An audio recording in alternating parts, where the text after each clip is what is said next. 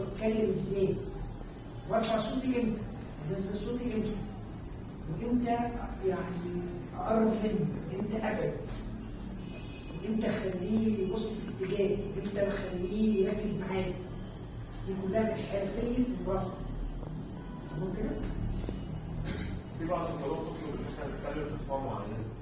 يعني في القرآن يقول لك كلمني مثلا في دفعه كلمتي بالاثنين، كلمني في عدد مع اخواتي. لا هي مش برضه خلي بالك من حاجه، الدفعه دي مش ملك للقاضي قد ما هي ملك للمحامي. تمام؟ انا ممكن يعني المرافعه بتاعتي اركز على فكره معينه تنهي المشهد كله. تمام؟ فلان انتهى، فلان ما كانش موجود في المعهد، كان مسافر معايا. حتى مثلا لو القاضي اتصرف باللي هو قاله، حتى القاضي لو طلب حاجه انا بستجيب له من باب الادب مش من باب الالتزام. يبقى يا دكتور يبقى في بعض لان انا المرافعه دي معموله ايه؟ المرافعه برضه عشان تفهم عله المرافعه.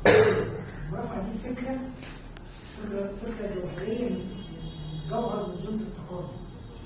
هدفها الاساسي ايه؟ الاقتناع. الاقتناع ده جه في الاول، جه في النص، جه في الاخر. انا اهم حاجه عندي ان القاضي يكون وصلت له الرساله. يعني انا بوصل لفكره لا وعي عنده. بحاول اقنعه بشتى الطرق ان المتهم ده مش هو الشخص المقصود بالواقع، او مش هو اللي في امر الاحاد.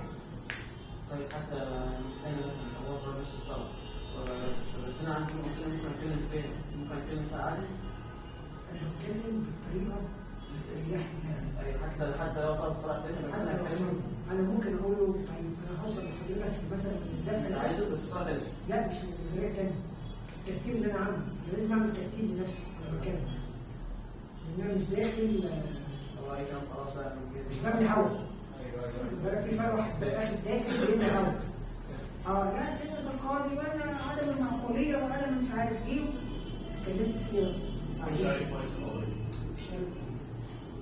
وفي نفس الوقت القاضي ما عندوش فكره اللي هو ايه ان انا بتكلم في حاجه كل الناس اتكلمت فيها.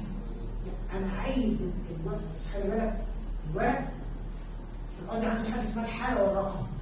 دي برضه معلومه بعيد عن الكورس خالص. ايه هي الحاله والرقم؟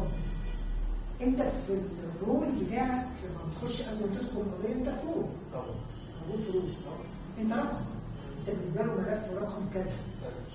شطارتك كمحامي انك تحول له الرقم ده لحاجه تسترعي انتباهه. لان في بعض القضاه بيبقوا واخدين اصلا يعني بيبقى قاري القضيه ومدي فيها حكم بالقلم والقصاص عليها، سواء القاضي اليمين او هو القاضي الاساسي هو بيدين احكام. انا اعرفك برضه احنا ماشيين بعد كده فكره القاضي اليمين والشمال دي. فكره برضه ايوه مش شمال دي، بس انا بتكلم هو بياخد حاجه اسمها الانطباع الاولي.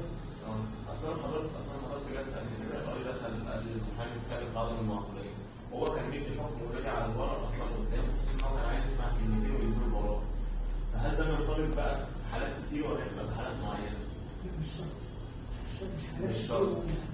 انا اولا يعني انا قلت لك انا بستجيب للقاضي من باب الادب مش من باب الالزام. بالظبط. انا المرافعه دي ملكي انا. تمام؟